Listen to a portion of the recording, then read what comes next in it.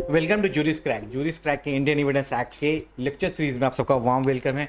आज का हमारा टॉपिक है कन्फेशन। लेकिन बिफोर अंडरस्टैंडिंग कन्फेशन हमें स्टेटमेंट को और क्लियर कट समझना होगा। स्टेटमेंट हम लोग एक बार एडमिशन के दौरान पिछले लेक्चर सीरीज में देख चुके हैं, लेकिन एडमिशन क्योंकि एडमिशन स्टेटमेंट से ही एडमिशन निकलता है और देन उसी से कन्फेशन निकलता है, तो उसकी कंसेप्ट क्लियरिटी बहुत इंपॉर्टेंट है। एक स्टेटमेंट सुनिए, the statement is a genus, admission is a species and the confession is a subspecies. Supreme court in the case of Sahu versus state of UP 96 एक लैंडमार्क केस है जिस पर 25 number का question आ चुका है, मार्क्स का question आ चुका है बिहार जुडिशरी में। और ऐसे नॉर्मली सभी जुडिशरी में आता रहता है, आपको सब्जेक्टिव फॉर्म में भी ऑब्जेक्टिव फॉर्म में भी। इस तो ये क्यों आता है, आप इस पर 4 पेज आप कैसे लिख सकते हैं, तो इसको समझना आज हमारा one of the motive of the this class. तो आप स्टेटमेंट को जानते हो इसलिए कि जिन्होंने एडमिशन का क्लास किया है।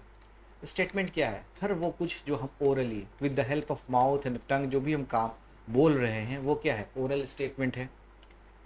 और जो भी चीज़ आप डॉक्यूमेंट्री, जैसे आप जो चीज़ राइटिंग में कर रहे हैं, आप पेन से कॉपी पे लिख रहे हैं, आप with the help of sketch कोई डायग्राम बना रहे हैं, कोई मैप बना रहे हैं, आप लेटर लिख रहे हैं, आप एप्लीकेशन लिख रहे हैं, आप कॉन्ट्रैक्ट लिख रहे हैं, everything is the documentary statement. इसके बाद अगर आज के इलेक्ट्रॉनिक दौर में देखा जाए तो इलेक्ट्रॉनिक फॉर्म में अगर आप व्हाट्सएप पे मैसेज कर रहे हैं, आप ईमेल यूज़ कर रहे हैं, एसएमएस का इस्तेमाल कर रहे हैं, तो ये सारा क्या है, इलेक्ट्रॉनिक फॉर्म में कंटेंट मैसेज है, स्टेटमेंट है। तो statement is a it can be made in a oral form, in a writing form, in a documentary form, that is और कंटेंट इन इलेक्ट्रॉनिक फॉर्म। अभी हर स्टेटमेंट का admission बन जाएगा, इस पर हमने डिस्कशन किया था। क्या every statement is admission? No, simple सा जवाब था।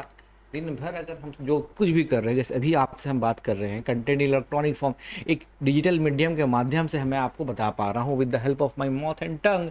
तो इसमें जो और साथ में डॉक्यूमेंट्री भी है, मैं आपको यहाँ with the help of the electronic pen tab आपको बता रहा हूँ। क्या यह स्टेटमेंट, ये भी एक स्टेटमेंट का फॉर्म है, क्या ये एडमिशन है? नहीं, दिन भर जो हम करते हैं वो एडमिशन नहीं होता है। एडमिशन को फुलफिल करने के लिए कुछ रिक्वायरमेंट होता है। उसके लिए सबसे पहला रिक्वायरमेंट ये होता है कि वो सजेस्ट करे एक इन्फ्रेंस। इन्फ्रेंस क्या होता है, कॉमन लैंग्वेज में एक रिलेशनशिप शो करे, एक कनेक्शन शो करे। ये कनेक्शन किसके साथ होना चाहिए, स्टेटमेंट का ये कनेक्शन किसके साथ होना चाहिए, ये भी क्लियर कट सेक्शन 17 हमें बता रहा था। ये कनेक्शन होना चाहिए फैक्ट इन इशू से या रिलेवेंट फैक्ट से। मतलब वैसा स्टेटमेंट जो कि ओरली रहे और इन डॉक्यूमेंट्री फॉर्म या तो content electronic form which suggest an influence to the fact in issue और रिलेवेंट फैक्ट इज एडमिशन। ये सिंपल सा चीज़ था।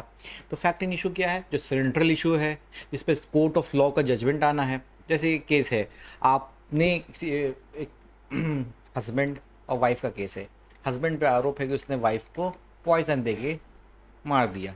अब एक आदमी जो पॉइजन दुकानदार है, शॉप ओनर है, वो फर्टिलाइज़र को बेचता था। फर्टिलाइज़र वो सारे पॉइजनस होते हैं, है ना।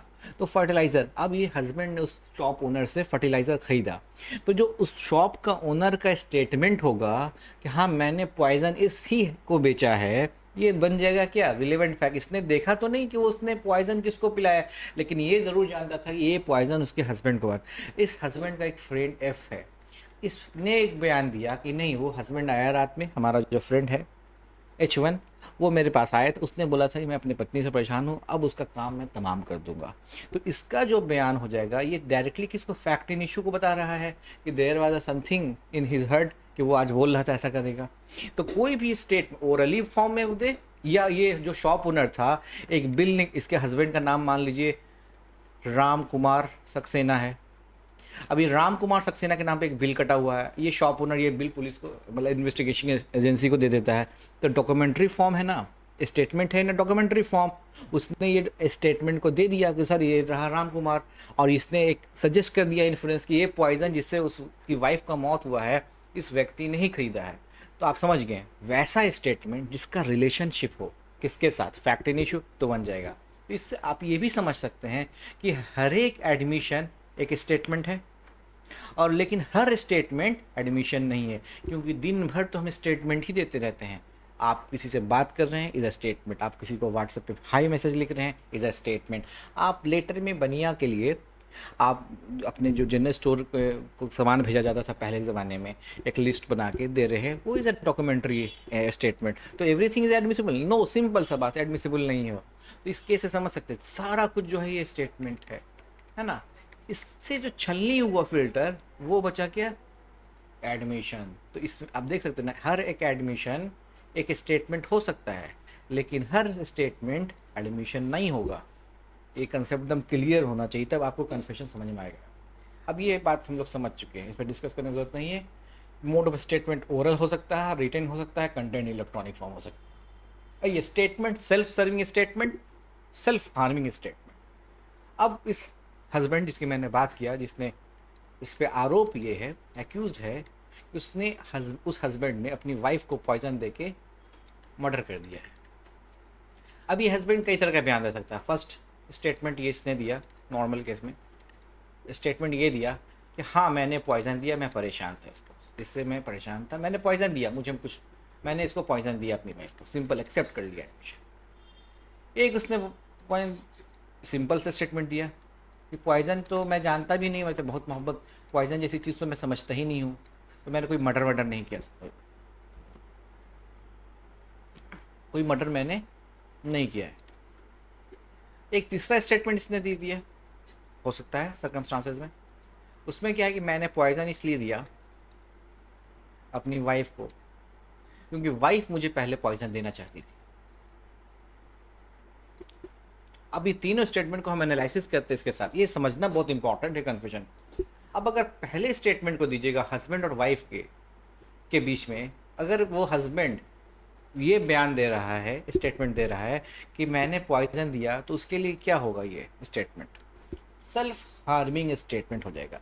क्योंकि अगर ये उसने बयान दे दिया, कोर्ट इस पे अगर अपना डिसीजन दे दे, तो वो क्या होगा, उसको ऑफेंस का पनिशमेंट मिल जाएगा। और ये अगर है पर्सन, उसने बोला कि नहीं हमने पॉइजन नहीं दिया है, तो ये उसको अपने आप को सर्व कर रहा है, अपने आप को वो बचा रहा है कि हमने तो कोई ऐसा पॉइजन अपनी वाइफ को दिया ही नहीं है। तो ये अगर कोर्ट ऑफ लॉ को इस बात पे जजमेंट आ जाए सेल्फ सर्विंग पे, तो वो बच जाएगा, सर्व करेगा अपने आप को।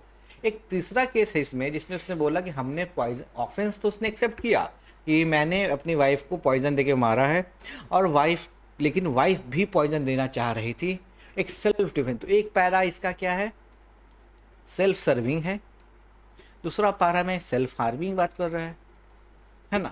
अब हम स्टेटमेंट यही दो तरीके हो सकते हैं, या तो आप अपने आप को बचाओगे, या तो आप अपने आप को हार्म करोगे, आप अपने आप को पनिशमेंट के लिए, फाइन के लिए तैयार करोगे, या तो आप उस पनिशमेंट से, फाइन से, ऑफ उसके रिपेटेंस से बचना चाहोगे। अभी क्या है कि स्टेटमेंट जो आपने देखा सेल्फ सर्विंग, जो आपने बोला कि मैंने पॉइजन नहीं दिया, अपने आप को जो बचाने वाला, उसे लीगल लैंग्वेज में हम लोग एक्सकल्पेटरी कह रहे हैं। क्यों कह रहे हैं एक्स, कोई अपराध है, अगर ऑफेंस है, उससे निकलना चाह रहे हैं, एक्स हो गया वो चीज़। जब हम लोग किसी को छोड़ते तो उसे एक्स बना लेते हैं ना, तो हम उस अपराध को एक्स बनाते हैं। इसको इसी तरह से याद रखना है, कोई कन्फ्यूज़न नहीं होगा। और अगर उस अपराध को हम ले लेते हैं, उस कल्प को हम ले लेते हैं, तो हम इनकल्पेटरी स्टेटमेंट बोलते हैं। मतलब जैसे मैंने एक्सेप्ट कर लिया कि मैंने पॉइजन दिया था अपनी वाइफ को, तो मैंने क्या किया, अपने उस कल्प्रिट जो सेंस है मेरा, उसको हमने इन कर लिया है ना, उस ऑफेंस को मैंने ले लिया, तो अपने अंदर उसको ले लिया, इन कर लिया। उसको अगर मैंने बोला कि नहीं लिया है, तो एक्सकल्पेटरी कर दिया। तो कभी कभी क्या होता है जैसे उस वाइफ को अगर हस्बैंड बोले कि मैंने पॉइजन दिया, तो ये क्या है, इनकल्पेटरी है। मैंने क्या किया, ऑफेंस को एक्सेप्ट कर लिया है, ऑफेंस को एक्सेप्ट कर लिया। जब एक्सेप्ट करोगे तो हार्मिंग होगा, कोर्ट तो बोलेगा जब तुमने पॉइजन दिया तो सजा भुगतो। या तो हस्बैंड बयान देगा कि पॉइजन नहीं दिया, तो एक्सकल्पेटरी कर देंगे, नहीं नहीं ऐसा कोई मैंने अपराध नहीं किया। आप ऑफेंस से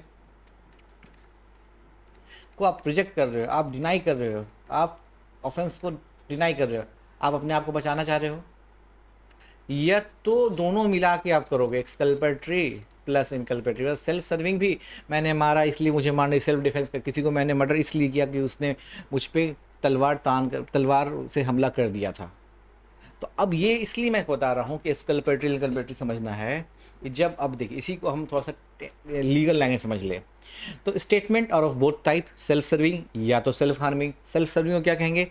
एक्सकल्पेटरी, अपराध को निकाल दिया। सेल्फ हार्मिंग को inculpatory. Any evidence which is beneficial to the defendant in a criminal trial is exculpatory. अगर जो डिफेंडेंट के लिए बेनिफिट हो जाए, जो एक्यूज के लिए बेनिफिट लाए, वो क्या हो गया? एक्सकल्पेटरी। एनी एविडेंस फेवरेबल, यहाँ भी किसी के लिए फेवरेबल होगा, वो किसके लिए होगा? प्रोसिक्यूशन के लिए। एक्यूज के लिए तो अगेंस्ट में जाएगा, लेकिन प्रोसिक्यूशन के लिए तो आसान हो जाएगा अपराध को, जब उसने गिल्ट को एक्सेप्ट कर लिया है, तो वो क्या होगा? इनकल्पेटरी। तो ये दो तरह के स्टेटमेंट होते हैं। अब स्टेटमेंट में भी anything made by any person under any circumstance suggesting any influence. कोई भी स्टेटमेंट जब भी हम अभी बात करें, दिस इज अ स्टेटमेंट, ये समझ लिया हमने। अब admission is a statement which suggest an influence to the fact in issue and relevant fact made by the person mention under section 18 and made under circumstances 19 to 20। Simple सा बात था, ये हम लोग समझ चुके हैं एडमिशन क्या होता है। A confession is a statement under which person charged with a crime acknowledge that he or she is guilty of committing that crime and मेरे को अब कन्फेशन में सीधे इसने गिल्ट कर लिया। अब आइए इस डायग्राम को मैं समझता हूँ। स्टेटमेंट तो तक तो सही था, स्टेटमेंट में कुछ भी बोल सकते हैं आप। जैसे मान लीजिए आर्यन खान वर्सेस एनसीबी का केस है, क्राइम ब्यूरो का, नार्कोटिक्स क्राइम ब्यूरो का। अब क्या है कि ना आर्यन खान कुछ बोले, एक्सेप्टेबल हो सकता है, एडमिशन हो सकता है। एनसीबी कुछ बोले समीर गुमान खरे की ओर से, वो भी कुछ एडमिशन हो सकता है। लेकिन मीडिया क्या क्या रोल है? वो दिन भर बोलती है, तो एवरीथिंग इज स्टेटमेंट। क्या वो एडमिशन बन रहा है? नहीं बनेगा। एडमिशन और स्टेटमेंट हम समझ गए। अब कन्फेशन स्ट्रिक्टली बोलता है कि जहाँ पे आपने अपने क्राइम को एक्नॉलेज कर लिया कि हाँ मैंने पॉइजन दिया था अपनी वाइफ को, तो वो हो जाएगा कन्फेशन, जो सबसे छोटा है ये हिस्सा। तो every confession is admission and every confession is a statement, है ना। हर एक कन्फेशन क्या है? एक स्टेटमेंट है सबसे पहले तो, या हर एक कन्फेशन एडमिशन है। उसी प्रकार से आप देख सकते हैं हर एडमिशन एक कन्फेशन है, नहीं। हर स्टेटमेंट एक कन्फेशन है ना। हर एक स्टेटमेंट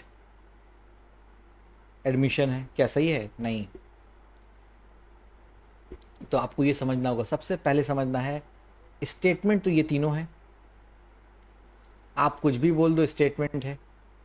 अब उसमें आपने फिल्टर कर दिया, आपने एडमिशन कर लिया, fact in issue relevant fact को सजेस्ट कर दिया, तो वो एडमिशन बना इस कैटेगरी में। इसके बाद आप चले जाओ कॉन्फेशन, जहाँ पे आपने गिल्ट को सीधा सीधा एक्नॉलेज कर लिया कि मैंने अपराध किया, तो वो कन्फेशन बन गया। तो every confession become the admission and every admission with statement.